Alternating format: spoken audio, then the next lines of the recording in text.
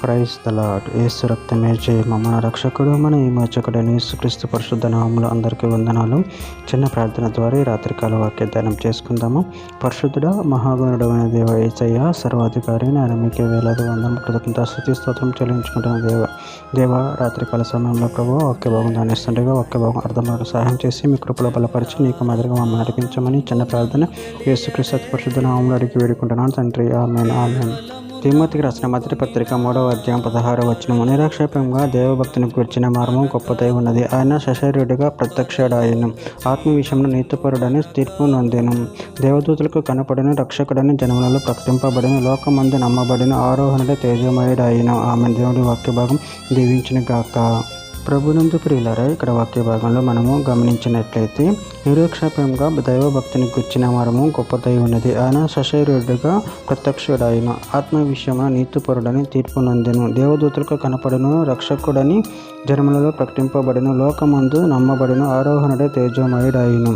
అదేవిధంగా వాక్య భాగంలో గమనించినట్లయితే కొరింథీయులకు రాసిన మొదటి పత్రిక 2వ అధ్యాయం 7వ వచనంలో దేవుని జ్ఞానము మర్మమైనట్టుగా బోధించుచున్నాము. ఈ జ్ఞానము మరుగై ఉండెను, జగత్తుత్పత్తి ముందుగానే దీనిని దేవుడు మన మహిమ నిమిత్తం నియమించెను. కొలస్సీలకు రాసిన పత్రిక 2వ అధ్యాయం 2వ వచనం, నేను ఎంతగా పోరాడుతున్నానో మీరు తెలుసుకొని కోరుచున్నాను. వారు ప్రేమ యందు అతకపడి సంపూర్ణ గ్రహింపు యొక్క సకల ఐశ్వర్యం కలిగిన వారే, దేవుని మర్మమై ఉన్న క్రీస్తును స్పష్టంగా తెలుసుకున్న వారే తమ హృదయములలో ఆదరణ పొందవాలని వారందరి కొరకు పోరాడుచున్నాను. ఇర్మియా గ్రంథం 23వ అధ్యాయం 5-6 వచనం, యెహోవా ఇలాగ ఆజ్ఞించి ఇచ్చుచున్నాడు, రాబోవు దినములలో నేను దావీదునకు నీతి చిగురును పుట్టించెదను, అతడు రాజై పరిపాలన చేయును, అతడు వివేకముగా నడుచుకొనుచు కార్యము జరిగించును, భూమి మీద నీతి న్యాయములను జరిగించును, అతని దినములలో యూదా రక్షణ నందును, ఇజ్రాయేలు నిర్భయముగా నివసించును, యెహోవా మనకు నీతి అని అతనికి పేరు పెట్టుదురు. కొరింథీయులకు రాసిన మొదటి పత్రిక 15వ అధ్యాయం 47 వచనం, మొదటి మనుషుడు భూ సంబంధి, మట్టి నుండి పుట్టినవాడు, రెండవ మనుషుడు పరలోకం నుండి వచ్చినవాడు.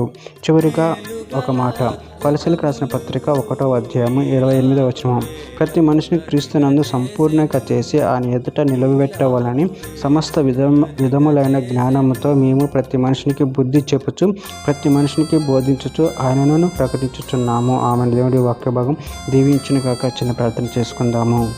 పరిశుద్ధుడ మహాగణుడైన దేవ యేసయ్య, మీరు ఇచ్చిన వాక్యాన్ని బట్టి ప్రభావం కృతజ్ఞతలు చెల్లించుకుంటూ మీ మర్మం తెలుసుకుని నిన్ను మహింపరచి కనపరచు శక్తిని బలాన్ని మాకు అనుగ్రహించి మీ కృపలో మమ్మల్ని నిరంతరం కాచి కాపాడమని చిన్న ప్రార్థన యేసుక్రీస్తు పరిశుద్ధ నామములో అడిగి పెట్టుకుంటున్నాను తండ్రి. ఆమేన్.